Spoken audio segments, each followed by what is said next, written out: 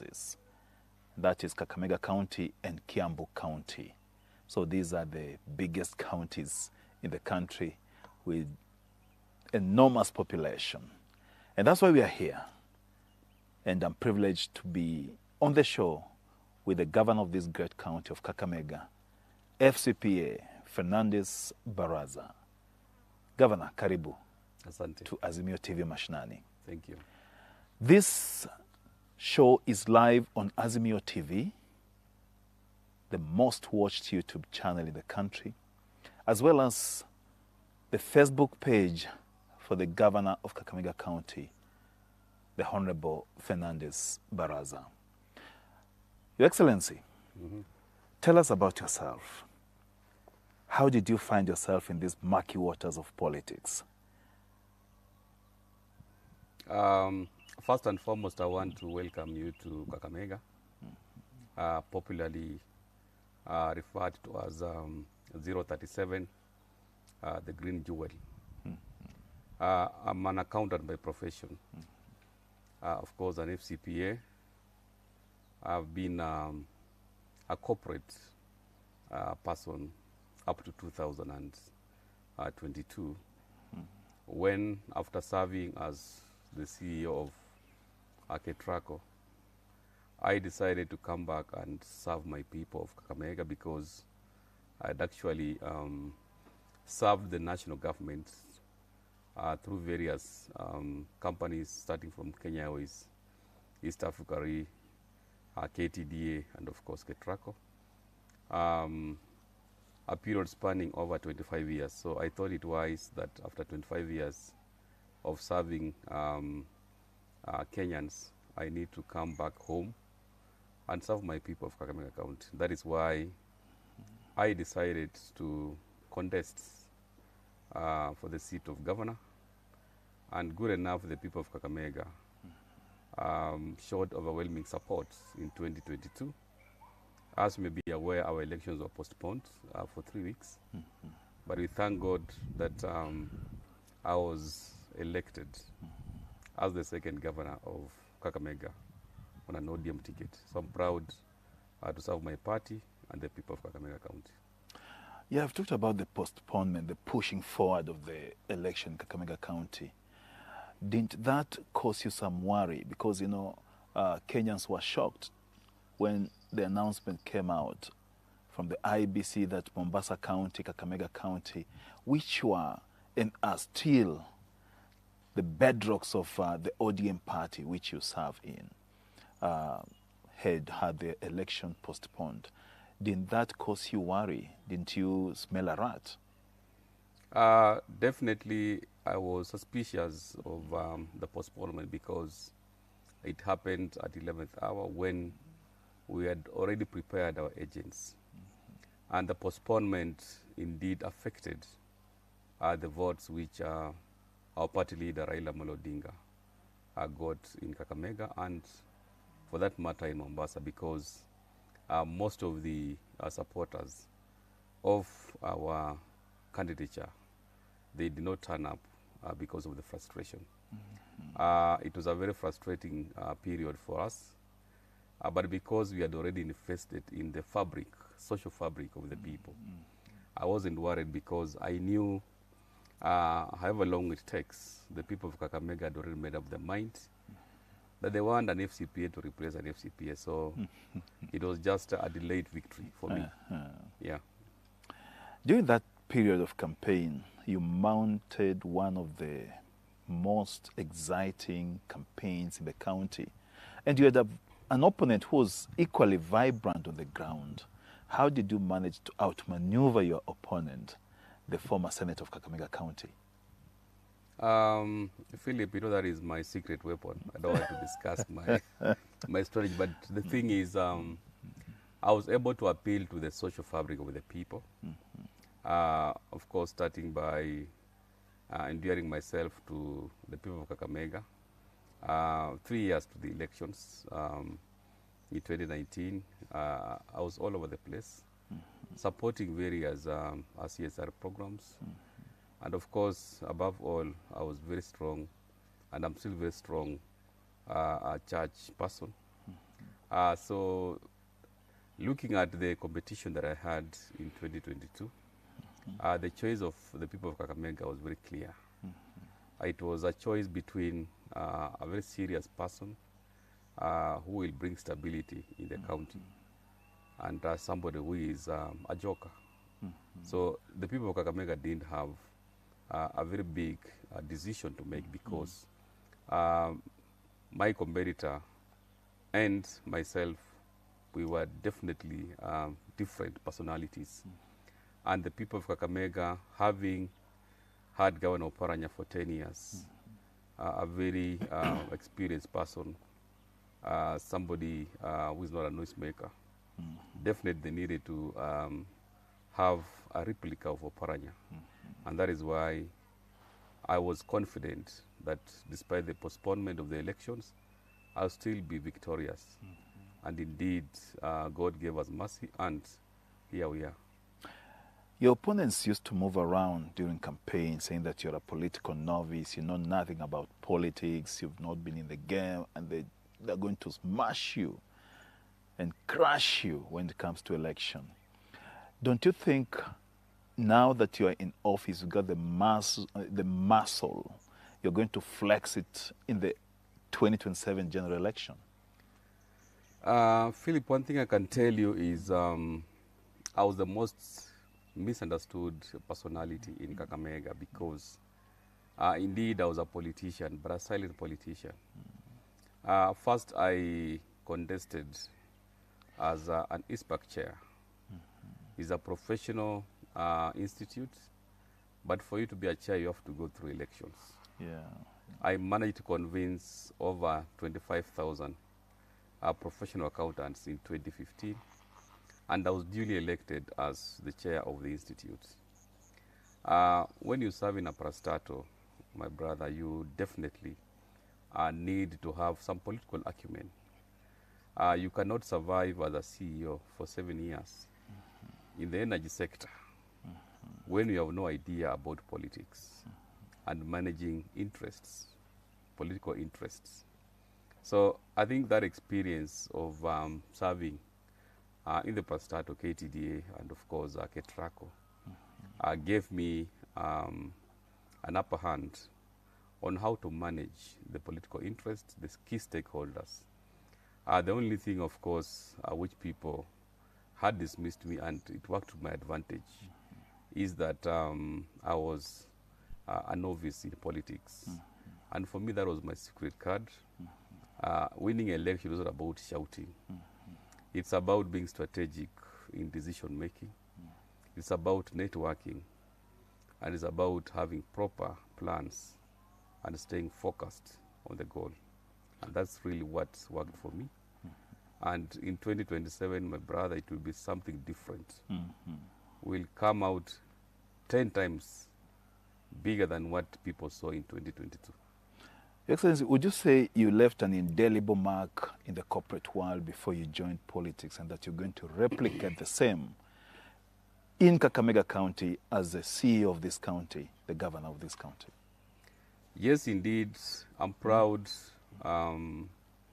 as a CEO who was action-oriented, because when I was serving in Ketraco as a CEO from 2015 up to 2022 January, I was able to make decisions, very hard decisions. One of the biggest challenges when CEOs are serving in parastatals is not being able to make decisions. But I'm proud because there are some transmission lines which had actually stalled. But I was able to guide through my team by making very hard decisions. And one of the decisions which I still remember up to now is when I was faced with a decision of terminating one of the most strategic contractor doing a transmission line, wind generated, generating 300 megawatts of wind. The line was 435 kilometers. It had stalled. And that is Luangalani Suswa line. And of course, the bigger thing is there were penalties which could accrue to the country because of the delay pursuant of the PPA that was signed by Kenya Power. And the offtake at that time, it was Lake Turkana Winds. But when I came in, I was able to make very hard decisions, terminated a contractor who had brought financing, and then provided financial solutions to the Ministry of Energy at that time, and of course in collaboration with the National Treasury, and we were able to complete that transmission line in a record 8 months from January 2018 to 31st of August 2018, which saved the country over 8 billion Kenya shillings. So I'm very proud that I was able to steer that organization to greater heights, because there are quite a number of transmission lines which were commissioned and completed during my tenure. 400 kV Mombasa-Nairobi line. We had several other lines, 220. We had the Olkaria-Suswa Kisumu line, which has stabilized power in the country. So I'm very proud that the infrastructure that I left in Ketraco as the team leader is what now the current administration is building on to supply stable and reliable power to the Kenyan people. With that track record at Ketraco and the progress that you made before you left, do you think word that is doing round that we need a foreign investor to come and help transmit electricity in the country in the name of Adani is an idea whose time has come, and aren't there professionals or experts in this country who can do the same? I think from the information I've gathered, there are various methods of onboarding investors to undertake various projects. And one of the methods is through public-private partnerships. And that is what KAA and, of course, the government pursued to onboard Adani. And the reason why governments go for PPPs is to reduce pressure on the domestic financing of projects. Largely, projects are financed by, of course, external borrowing, which at the moment we have busted over 10 trillion Kenya shillings. And because the government is required to maybe onboard other strategic investments, for example, the airport, having a second runway is long overdue. Kenya being the investment hub in the region, indeed, the government needed to bring somebody on board so that we can have a second runway and to position JKA and Nairobi, for that matter, as the destination of investments in the region.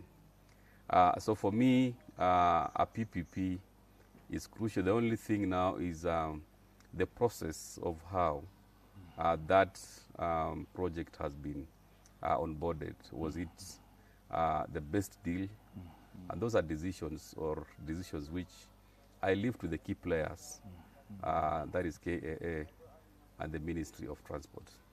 But generally, it is one of the methods of onboarding strategic investments in the country in various sectors: energy, transport, airport, etc. Yeah. Thank you. Let's come back home. For the 2 years you've been governor of this county of Kakamega, what would you say is a flagship project that you've initiated that you would be proud of as a governor of this county going forward? Philip, as you're aware, as the second governor of Kakamega, one of the priority areas was to ensure that I focus on completing the projects and programs which Governor Emeritus, now CS, Wycliffe and Beth Oparanya, initiated. besides focusing on my 6-point agenda items. And one of the areas which is key for me is investment in healthcare. Healthcare is key. During my first 360 days, I made sure that all our facilities have medicines. We've spent over 400 million Kenya shillings to buy medicines to equip our facilities. We are also partnering with the national government to complete level 6 referral hospital. This is going to be the biggest referral hospital in the country once completed, because it has a bed capacity of 750 beds, bigger than KNH. I've also made sure that on the area of agriculture, food security is very crucial in Kakamega County. And Kakamega being a county that depends on rain-fed agriculture, I've made sure that our farmers get subsidized farm inputs. We spent over 700 million Kenya shillings to buy subsidized fertilizer, 240,000 bags, which we are selling to farmers at affordable prices. And right now, farmers have actually experienced bumper harvests in Kakamega County, courtesy of the program that I put in place on food security.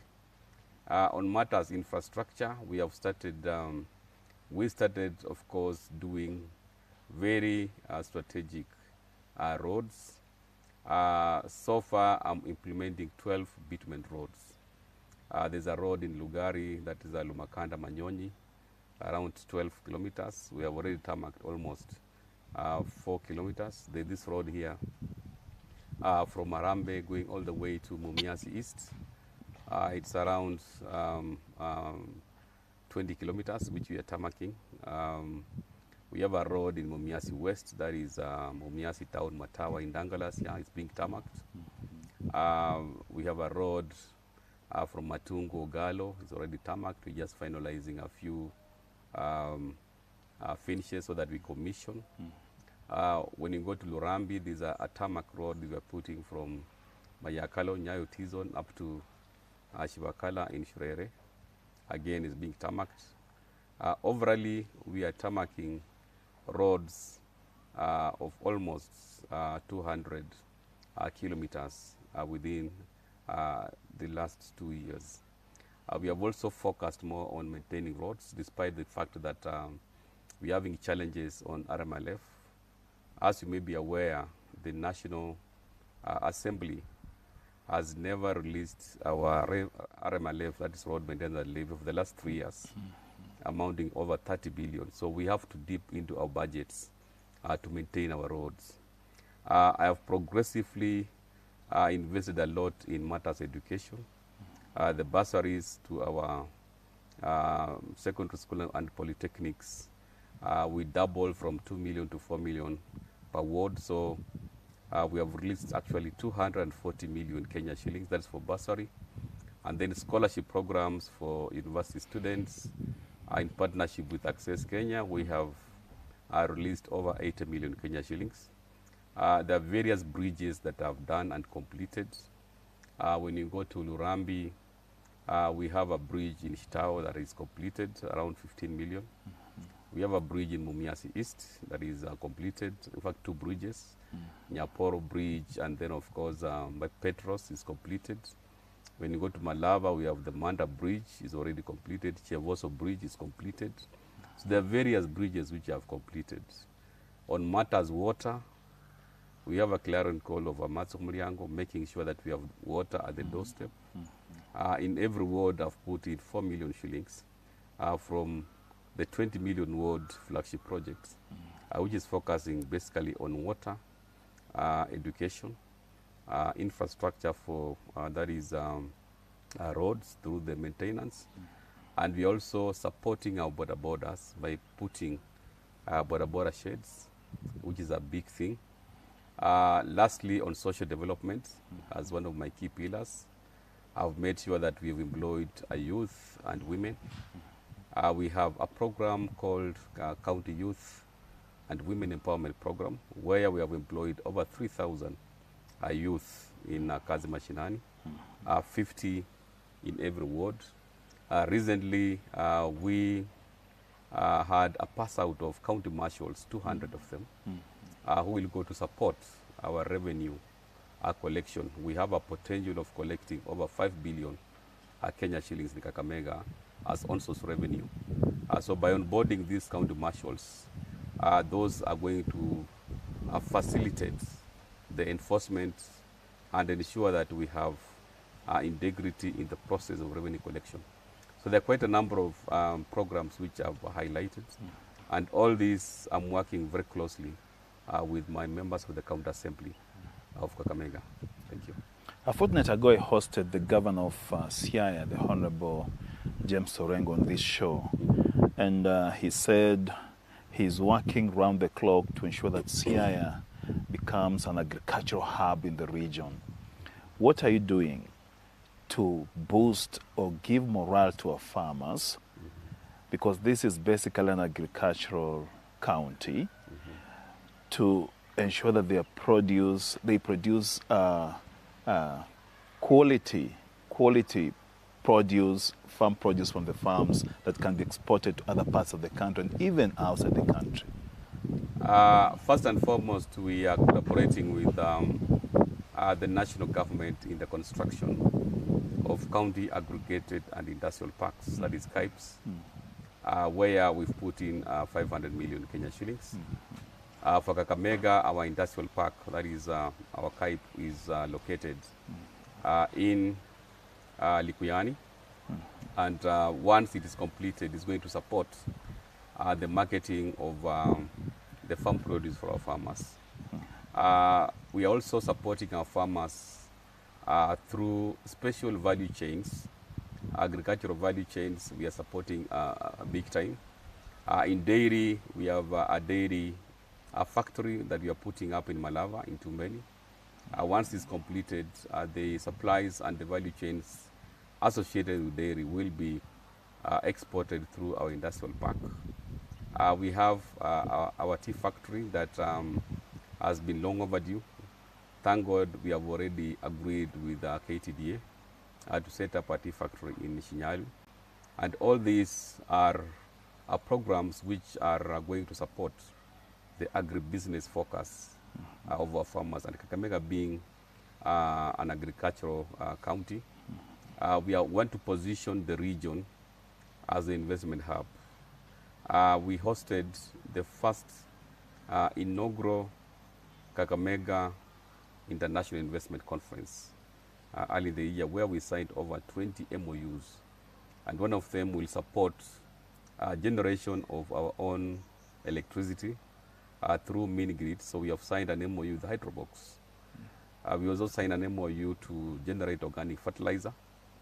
We have the fertilizer plant in Matawa in Mumias West, which will support the entire region. So we'll be achieving two objectives. Number one, in terms of a clean environment, waste management program, and also manufacturing to support the organic fertilizer production, which will go a long way to also support our youth in creating employment opportunities.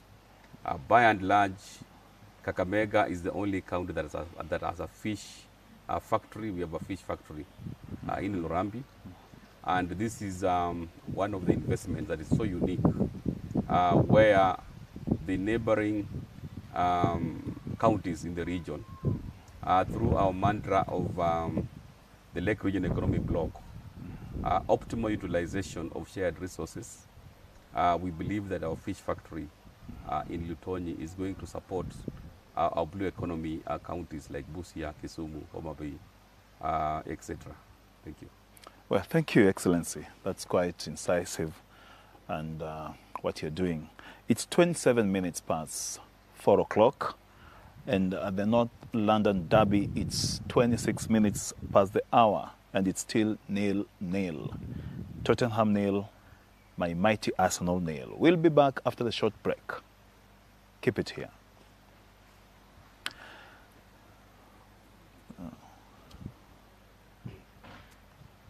Yeah, so when you come back now, we want to talk politics.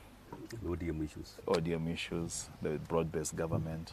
The time inasonga mbio. Inasonga mbio sana. Tuko sawa. I think we can do an hour. If the story gets sweeter.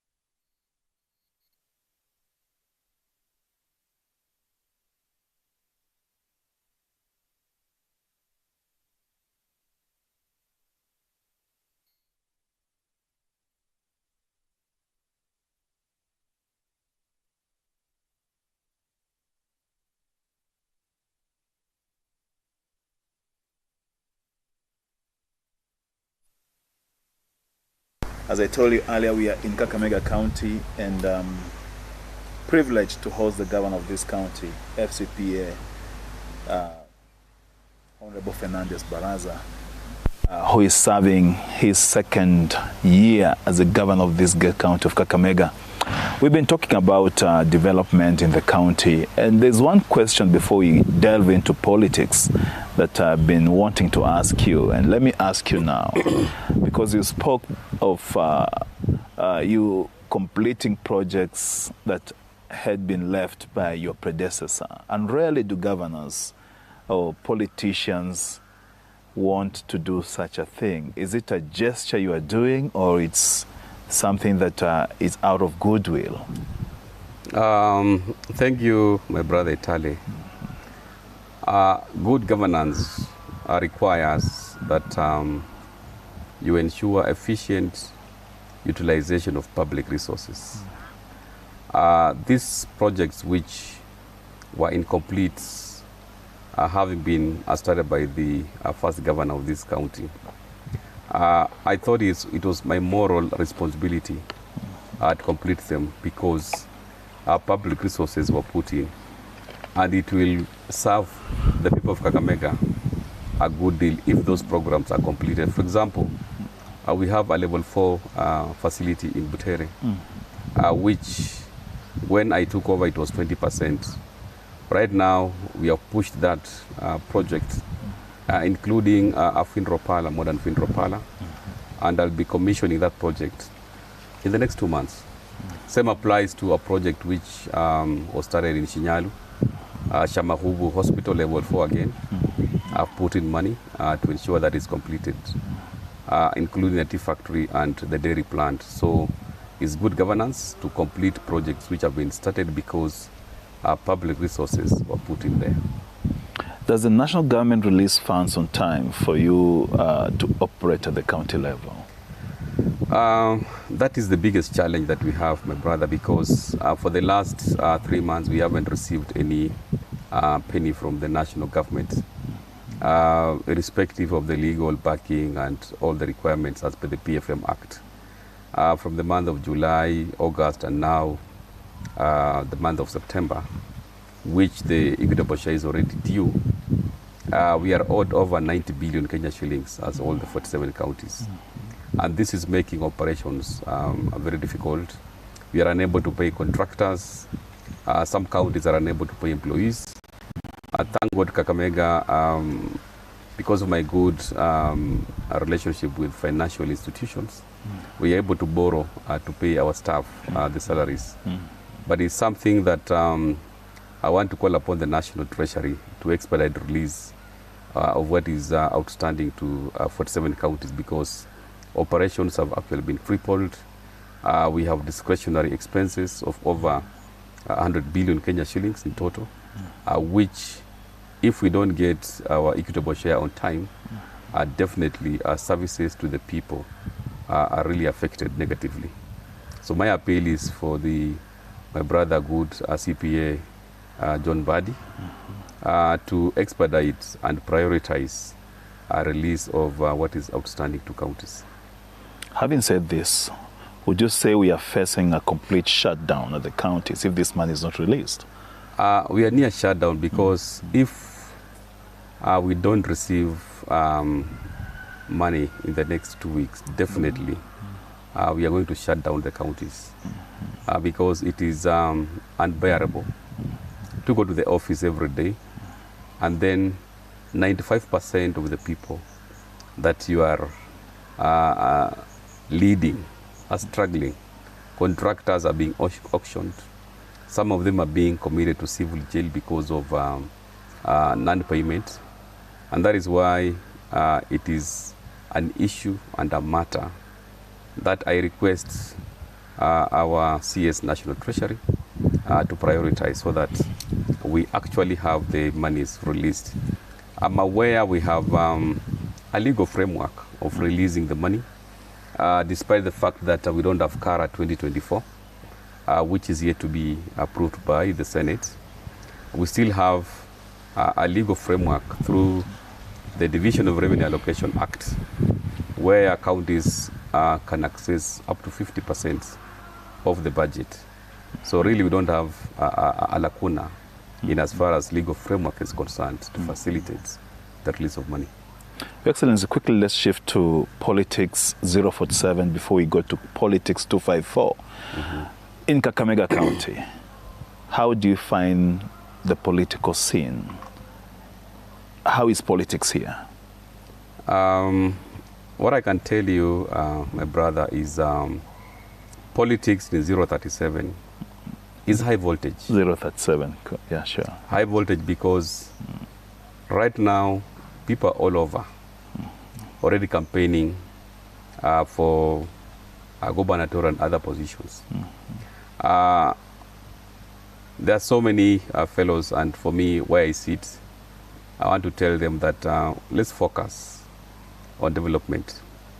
Instead, some of those fellows who are already campaigning, they have specific assignments that they were given by the people of Kakamega. So my appeal to them is let's focus, deliver on what you are given, the mandate, and then come 2027, you'll come and give us your report card. But by and large, when you go to most functions, there's a lot of politics in Kakamega. And my appeal, as I've said, is let's slow down the politics and focus on development. Kakamega County is predominantly ODM party on which you are elected as a governor. We have quite a number of, majority of the members of the National Assembly elected here in ODM. Then we have yourself, who is in ODM, and majority of the MCAs also in the 60 Assembly wards are elected on ODM. As a chairman of the county, what measures are you putting in place to revitalize the party in the county, re-energize the party, and pump in new energy to ensure that the party continues to flourish? Thank you, my brother. ODM is the majority party in the county, of whom, of course, I'm the chair. I'm very proud to be the chair of the party in Kakamega. There are quite a number of initiatives that we have put in place to revitalize the party. And the first one is through continuous member registration. This was launched by our party leader, Raila Amolo Odinga, sometime last year. And we have continuously sensitized our people in various meetings to register in the party so that we strengthen our bargaining power in future. The second initiative, as the ODM party chair of the county, I have a program of ensuring that we open offices in all our 12 sub-counties. This is a program, we have already identified 12 offices that are being painted, our orange colors, we've already paid rent, and very soon in the next 2 weeks or so, I will be inviting the party leadership led by the chair, Her Excellency Gladys Wanga, and of course the deputy party leader from this region, my good brother, Senator Godfrey Osotsi, so that we can open those offices.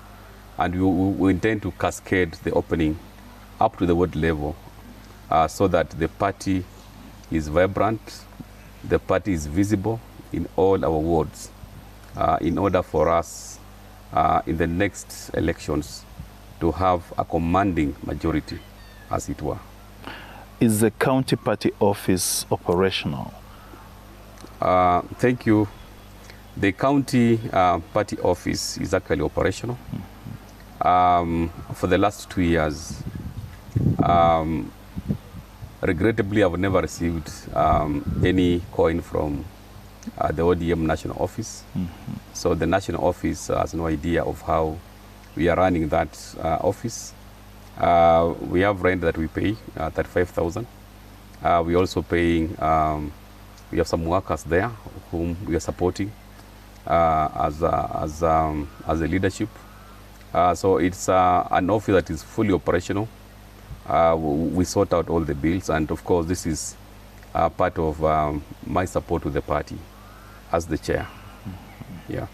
I think you may be aware that the national government has not lived up to its obligation of releasing monies to the political parties fund as required by law, and perhaps that has hampered the process of ensuring that all party offices are operational, rent is paid on time, which, because you know the law says that we should not do fundraising to ensure that parties continue standing strong.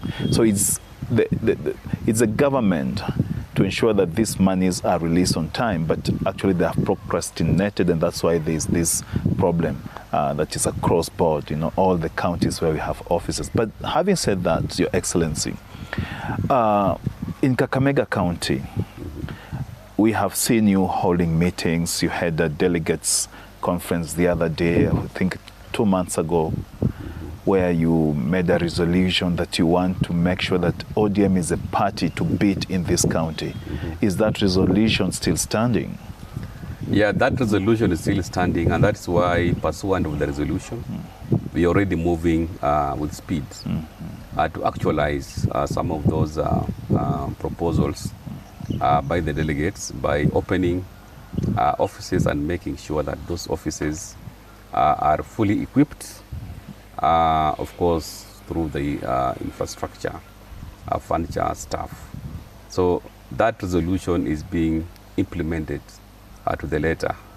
And very soon I'll be inviting you here just to be part and parcel of the team to officially open those 12 branch offices within our county. You said that in 037 there is a lot of political games that are doing round, people jostling for positions ahead of time. What are you doing as a county leader, the leader of this county, perhaps to bring together those who are in your political formation, sit them down and urge them to to work for the people instead of jostling for these positions for an election that is unforeseeable? As the head of government and head of the county, I've been on the forefront in terms of telling our people to slow down on politicking, because we have a mandate to deliver for the people. We were elected to serve the people, and it's too early. When we focus on the politics, definitely we shall divert our attention on matters development. This is a clarion call that in every engagement, I've always told our people to slow down. But as you know, your competitors, when you tell them to slow down, they think that you fear them. One thing I can tell you is I have the structures in the county. We have programs that we are doing for Kakamega people. And I'm confident that with the focus that we have, we don't have any serious challenger. As at now, all the noisemakers who are all over the place, I can tell you for free that we'll beat them hands down come 2027. Because for the programs that I'm doing on the ground, and that's what people of Kakamega want. Kakamega people want a leader who is committed on delivering for them, and not a leader who is busy politicking. Thank you. Let's go to Politics 254. There has been, I think the political temperatures continue rising by day. Every minute you hear this story about someone saying this. The other minute you hear somebody saying this about another person. For instance, there has been talk by some political leaders in the country trying to defend the areas they come from, saying that their areas deserve more development than others. Do you think this is the right time, because there's a country for everyone and for every Kenyan? My take on the politics of 254 is that I support the initiative of the president to unite the country, which he has demonstrated through by onboarding 5 professionals from our party, ODM, to join cabinets, starting from Governor Emeritus here, who is our own FCPA weekly for Beto Paranya, the CS for cooperatives, of course Joho, CS for blue economy and mining, Badi, CS for national treasury, Opio and I, CS for energy and petroleum, not forgetting our sister school, CS for East African community. The coming on board of this broad-based government, as the leadership of Kakamega County, I want to say that we are supporting the broad-based government, and this was an initiative that was propelled by none other than our party leader, Raila Amolo Odinga. And that is why we have stability right now. So where I see it really is the president being the symbol of national unity should ensure that development is felt across the country without alienating any region because of their political affiliation. And with the broad-based government on board, I think we are realizing that sense of unity and political maturity, which where I see it, I'm supporting it 100%, because it's the route which our party leader has shown us the way of being selfless and putting the interest of the nation first to the interest of an individual. So I support my party leader, Raila Amolo Odinga, and of course for his quest as the next chair of African Union Commission. We wish him the very best, because we know that he's experienced to take AU Commission forward in terms of the regional politics. There are some political pundits who are trying to say that the decision to incorporate 5 politicians from the ODM into the government of Kenya Kwanza was a knee-jerk reaction by the head of state, and that he was just reacting to the demands that had been put across by the Gen Zs after their demonstrations. Do you think that's a fact? You know, my brother, everybody is entitled to their own opinion. But where I see it, the magnanimity of our party leader, Raila Amolo Odinga, to come and rescue the Kenya Kwanza administration is something that we applaud. But of course, some of the politicians were not happy with that decision. I don't want to mention them, but of course they are known, our partners in Azimio. But where we see it as the ODM fraternity, and particularly the leadership of ODM in Kakamega, we fully support the broad-based government because it has brought stability in the country, and now we can focus on the key agenda items of delivering for the people, because when we have instability in the national government, even the county government is affected. When we had agencies writing all over the place, it was replicated in the county. So national stability is good for everybody to foster development.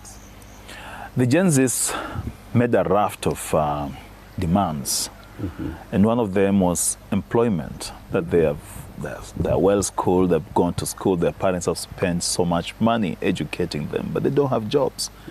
Are you considering giving these Gen Zs jobs in the county government of Kakamega? I just told you that a week ago, we are a pass out of 200 county marshals. Most of them are Gen Zs. In the county youth and women program, where we have employed 3,000 of them, almost 60% are Gen Zs. So we have specific interventions to support and empower our Gen Zs in the county. And of course, Kakamega being a cathedral of football, in the coming few weeks, we will be launching the Governor's Cup 2024 edition. This is one of the sports extravaganza that attracts huge numbers, and largely 80% being the youth, whom we give an opportunity to showcase their talents. So those are specific interventions that we have profiled through affirmative action, just to make sure that we engage our Gen Zs and make sure that they showcase their talents, which also gives them an opportunity to even get to professional football in the country and outside the country. Yeah. Talking of sports, you know, Western region, and Kakamega in particular, is known in producing the best footballers in the country. Talk of JJ Masiga, talk of Murila, talk of all the great Alan Wanga and others. What are you doing in this kind of tournaments that you're coming up with? Do you think this is an avenue to nurture talent that can be sold to clubs out there? We also want to have players from Kakamega County featuring in the EPL, in La Liga. Do you think this tournament can help nurture these talents that can be sold out there, to showcase our talent out to the world? Yeah, I actually have objective evidence to demonstrate that this tournament has given an opportunity to our youth in terms of pursuing their career in sports. The captain of Harambee's talents is a product of our Governor's Cup. This girl comes from Lugari, by the way, it's called Violet. She was in our inaugural Governor's Cup. She was the top scorer. That's and because we had various scouts, she was able to spot it as a talent that is promising. In this year's edition, we are going to invite scouts from our Premier League teams who will come here, and definitely that is the first step. Some of them last year, of course, they joined Kakamega Homeboys. Others had trials with Gor Mahia, AFC Leopards, courtesy of these shoppies. So we believe that with the scouts who will be on board, these youth will be given an opportunity to showcase their talent, and of course be able to get an opportunity to play professional football. Buhungu Stadium, what is the status of the stadium so far? Buhungu Stadium is now a national project. We've had a conversation with the president just to make sure that it's completed, because for Kenya to co-host AFCON 2027, besides Kipchoge Keino, a stadium that is being constructed, we appealed to the president and said, look, Kakamega and Western region is the home of football, and Buhungu is the cathedral of football in Kakamega.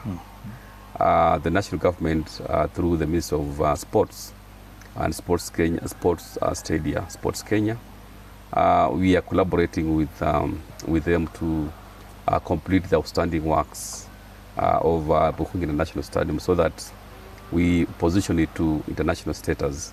At the moment, the construction works are almost 52%. We still have some bit of works, but largely because of the inadequate funding, and with the coming on board of the national government, I'm confident that come 2027, our Buhungu will be one of the arenas to host the Cup of Nations, the AFCON 2027. Thank you. Yeah. Dear viewer, there's an African saying, actually it's a South African saying, that a person is a person because of people. And in isiZulu language, they say, umuntu gumuntu gabantu. And in Sesotho, one of the Southern African languages, they say, moto ke moto kabato. Your Excellency, are you a people's person? Yes, I'm a people's person. I'm easygoing. Always ready to listen and get views from anybody. In fact, I'm one of the few governors who reside in the village. Operating from the village every day to Kakamega is not easy if you're not a people's person. Yeah. Finally, one question that I want to ask you. What is the most difficult decision that you ever made in life that you regret to date? That's a good one. The most difficult decision that I made in life and I regret to date. Yes. You know, there are various decisions, but the most difficult decision that I made in life and regret to date is a decision of joining politics before completing my PhD. I was actually a student of Kenyatta University. I was meant to graduate if I had focused in 2022. But I said, wait a minute, let me pause first, then I go to politics. Right now, I'm now trying to balance the interests. Because you have here 2.5 million people that you're supposed to serve, your family who are here, and then now you have your PhD that we're supposed to complete. But I'm on it, nevertheless, and I'm hoping that before end of the year, I'll be a PhD holder. So I regret having postponed that decision of not completing my studies before I venture into politics. But it is a decision that can be made good of by refocusing, despite the challenge of so many competing initiatives. Your Excellency, thank you for your time. Asante sana. Thank you very much. It's been a pleasure hosting you on Azimio TV Mashinani. It's been live on Azimio YouTube, as well as your own personal Facebook page, Fernandes Barasa Facebook page. And I've seen comments which we'll be sharing later. But I know what you've told the people of the Kakamega County is indeed that you are committed to serving them, and that you're going to work for them diligently and with all the energy that God will give you. Very well. Your parting shot. My parting shot to the people of Kakamega is that you gave me a mandate to lead this county. for 5 years. I want to assure you that I'm going to dedicate my energy to serve the people of Kakamega.